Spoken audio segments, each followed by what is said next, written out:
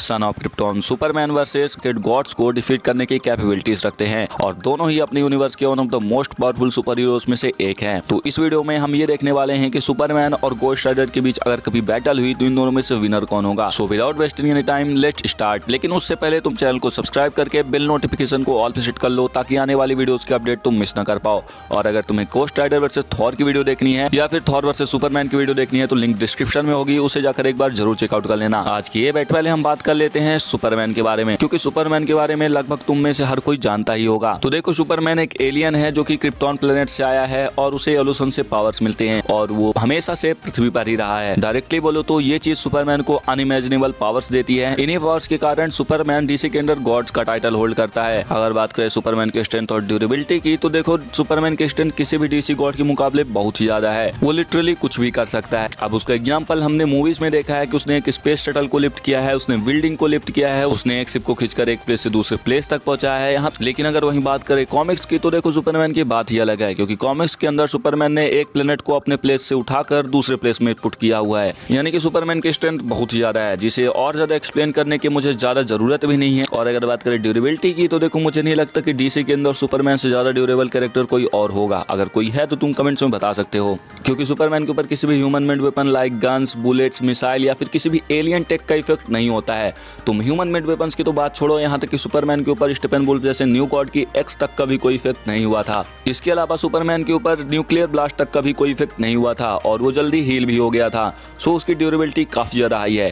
अब यहीं से हमें यह पता चल जाता है कि सुपरमैन के पास अच्छा खासा हीलिंग फैक्टर भी है, क्योंकि जब वो न्यूक्लियर ब्लास्ट को इतना ज्यादा इजीली हील कर सकता है तो कुछ भी हील कर सकता है।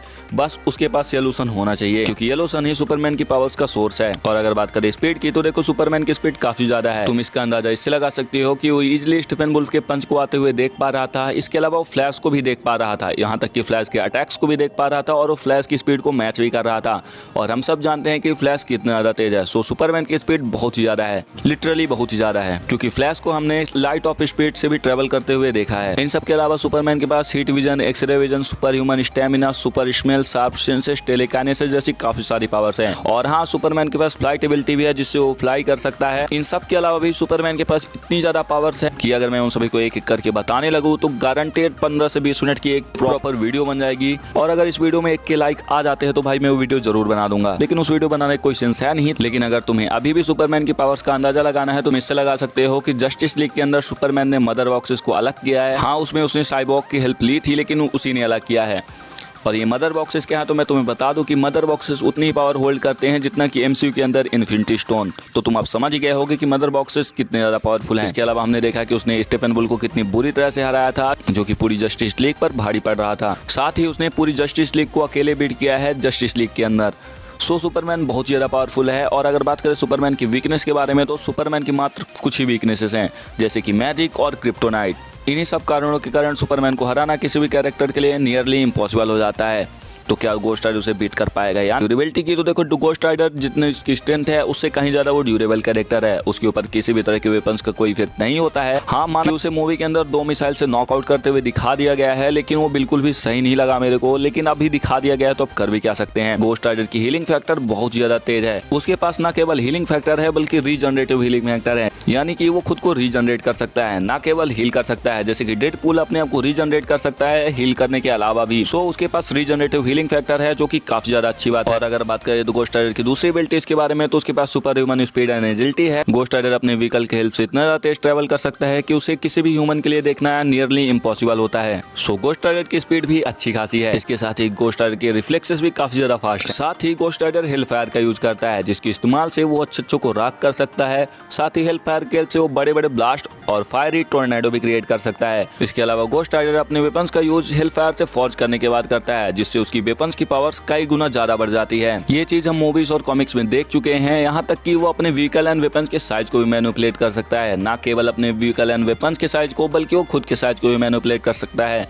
ये हमने कॉमिक्स के अंदर देखा था, जब वो एवेंजर्स से फाइट कर रहा था उस दौरान गोस्ट राइडर एक जायंट मैन में बदल गया था, यानी कि जायंट गोस्ट राइडर। सो गोस्ट राइडर अपने साइज को भी मैनिपुलेट कर सकता है। साथ ही उसके पास इनवर्बिलिटी भी है, यानी कि वो किसी भी तरह के अटैक एंड डैमेज को झेल सकता है। साथ ही वो लोगों की आंखों में देखकर उनका सोल भी निकाल सकता है। सकता है अगर उन्होंने कोई सीन परफॉर्म किया हो तब। इससे भी बड़ी उसके पास पावर ये है कि वो मरे हुए को भी जिंदा कर सकता है। इन सब के अलावा भी गोस्ट राइडर के पास कुछ और पावर्स भी हैं जिनके बारे में बहुत ही कम लोग जानते हैं। अब वो पावर्स है वेदर को कंट्रोल करना और लाइटनिंग का यूज करना। गोस्ट राइडर थॉर की तरह लाइटनिंग का यूज करता है और वेदर्स को भी कंट्रोल करता है, लेकिन ये चीजें हमें बहुत ज्यादा कम देखने को मिली हैं। इन सब के अलावा गोस्ट राइडर के पास एक और चीज है, इमॉर्टल होना। स्ट्रेंथ और ड्यूरेबिलिटी की तो सुपरमैन की स्ट्रेंथ गोस्ट राइडर से कहीं ज्यादा सुपीरियर है। जहां सुपरमैन स्पेस शटल, बिल्डिंग्स और प्लैनेट्स को लिफ्ट करता है, वहीं गोस्ट राइडर सिर्फ 100 से 200 टन का वजन ही उठा पाता है। इसके अलावा जहां सुपरमैन एक पंच में पूरी की पूरी बिल्डिंग को फोड़ देता है, और वो चीज गोस्ट राइडर को हमने करते नहीं देखी है। साथ ही जहां बात आती है ड्यूरेबिलिटी की, तो सुपरमैन गोस्ट राइडर से कहीं ज्यादा ड्यूरेबल कैरेक्टर है, क्योंकि गोस्ट राइडर को हमने 2 मिसाइल्स में नॉकआउट होते हुए देखा है। अब भले ही गलत हो, लेकिन उसे देखा तो है हमने। और सुपरमैन को हमने बड़े से बड़े एक्सप्लोजन को भी सर्वाइव करते हुए देखा है। और अगर बात करें हीलिंग फैक्टर की, तो सुपरमैन के पास अच्छी खासी हीलिंग फैक्टर है, बट गोस्ट राइडर के पास रीजनरेटिव हीलिंग फैक्टर है जो कि सुपरमैन से कहीं ज्यादा सुपीरियर है। सो हीलिंग फैक्टर के मामले में गोस्ट राइडर विनर होगा।